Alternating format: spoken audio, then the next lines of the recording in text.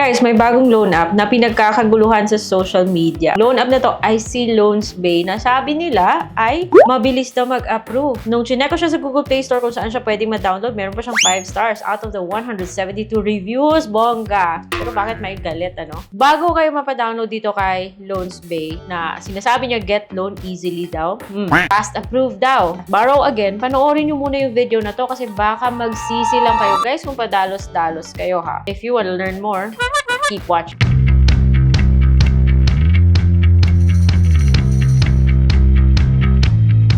Hello everybody! Welcome back to my channel. Once again, it's Ate Red. Again and again. Kung saan right expectations po yung kino-cultivate natin sa channel na to. So kung hindi ka pa subscribe sa channel na to, subscribe na kayo because marami kayong practical things na matututunan. So this video is not sponsored. Dinownload ko po si Loans Bay kasi yun nga, pinagkakaguluhan sa social media kasi mabilis daw mag-approve. Ang bagong loan app, but is it worth your personal information? Of course, wag muna. So sabi niya dito, up to 15,000 pesos daw yung pwede niyang ipaloan sa inyo. Guys, ingat kayo. Baka magsisiring kayo sa huli. Panoorin nyo muna yung mga screenshots ko, guys. So, wag na tayo, guys. Paligoy-ligoy pa. So, doon tayo magsimula sa kung anong mga IDs yung hihingin nyo sa inyo. Pag nakita nyo yung page na to, very familiar siya.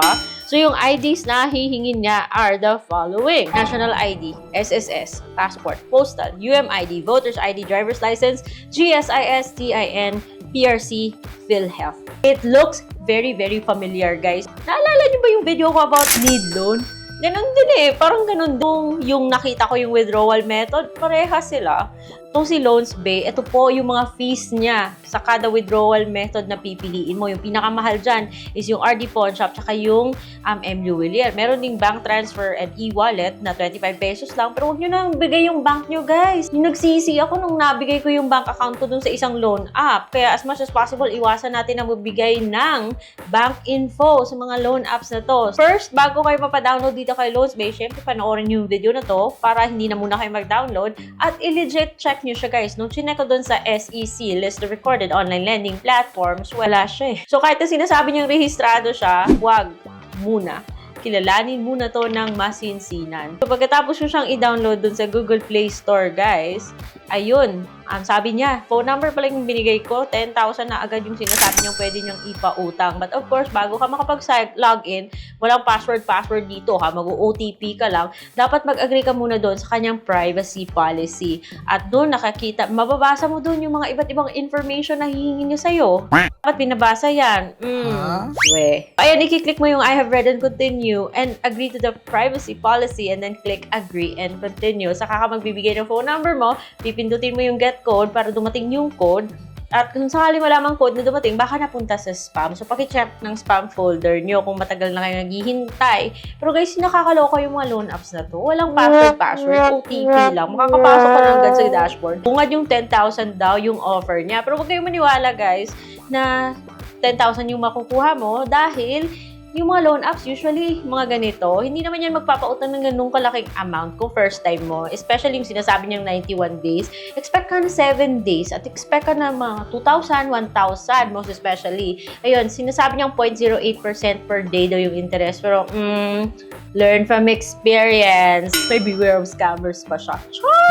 I-click mo yung apply kung gusto mong patuloy, pero panoorin niyo muna yung screenshots ko at lalabas na yung iba't ibang permissions na hihingin niya sa'yo. Take pictures and record video, your device location, make it manage phone calls, yung ganon, SMS. Bago ka makapag-click ng apply, bibigyan mo siya ng permission.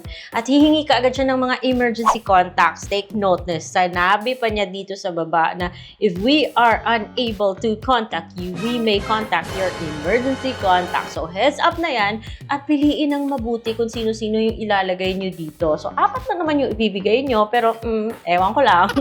Ayun, click mo yung next step. Pipicturean mo yung ID mo at magpipicture ka ng naka-selfie na hawak-hawak yung ID. Lalagay mo na yung first, middle name, last name, and ID type. Pinakita ko na kanina yung mga IDs na hingin nyo sa'yo, pero kung gusto nyo mabasa ulit, ayan, basahin nyo na lang. Ayan. So, yun nga guys, sabi ko, kamukha siya ni Need Loan na ganito rin yung mga fees ni Need Loan. Itang mahal pag RD Pawn Shop tsaka MU Willier, ano? Pero para hindi auto-send, kaya pinili ko yung MU Willier. Okay. So, pag kinlik mo yung either RD Pawn Shop or MU Villar, lalabas to. Kung saan kailangan i-make sure mo na tama yung pangalan. Kasi pag pumunta kasi ng mga MU Villar, kailangan mo mag-present ng valid ID. Kaya dapat i-check mo rin na tama yung spelling ng pangalan mo dito. May instructions po sa baba kung sakali ma-approve ka. Or kung gusto mo ba talagang i-take yung offer nila. Pagkatapos ko ibigay yung lahat ng information na yan, alam nyo yung naging offer sa akin, 2,000 pesos na hindi mo pwedeng baguhin. Kung ano yung lumabas, yun lang yun. Tinry ko na babaan, gawing 1,000, ayaw niya. Pero wag nyo kaagad i-click yung submit. Ako loko to, tinatago pa yung ibang information. So kung hindi ka careful, makiklik mo yung submit, tapos mabibigla ka na lang sa huli. So bago nyo i-click yung submit, click ko muna yung loan information. Ayan. At doon, lumabas na yung kanyang totoong kulay. Itong si Loans Bay, ay, ang laki-laki palang kinakaltas. Aside from the 125 na tatanggalin niya, or kukunin niya sa loan proceeds mo kung sakali MU Villar or RD Pawn Shop. Kahit na sinabi mong GCash, hindi pa rin worth it yung loan app na to dahil yung disbursement, yung matatanggap mo na lang is 1,030 or 1,100 kung sakaling nag-GCash ka. Pero bakit naman ganun? Ba't ang baba? Kasi yung platform fee pa lang niya, 840. Grabe, mahal. Ayun, yung matatanggap is 1,030 lang. So, ayoko sa mga ganitong loan app. Naku, yung babayaran ko times 2 nang makukuha kong pera. Kaya guys, mag-ingat. Kung sakali hindi nyo pa nada-download na ito, susubukan to, dapat watch till the end kayo. 10 days. Wag kang mag-expect kasi na makaka 91 days ka kaagad. Ito, napaka-klaro, 7 days siya. Bayaran mo times 2,000 nga, okay. Pero yung matatanggap mo is almost kalahati lang. May pa-schedule pa siya para lang makomply yung 91 days. Pero yung 7 days na yun, parang bayad na yung loan mo kasi yung babayaran mo after 7 days. Kung sakali kunin mo man yung loan is 2,000. Lugi ka sa platform fee niya. Doon siya bumawi kahit na sinasabi niyang 0.08% per day siya. Bumawi siya sa platform fee. I think it's very unreasonable. Grabe talaga. Next mong schedule, yun, andun yung 91 days. August 8 pa daw eh. Pero 11 pesos na lang.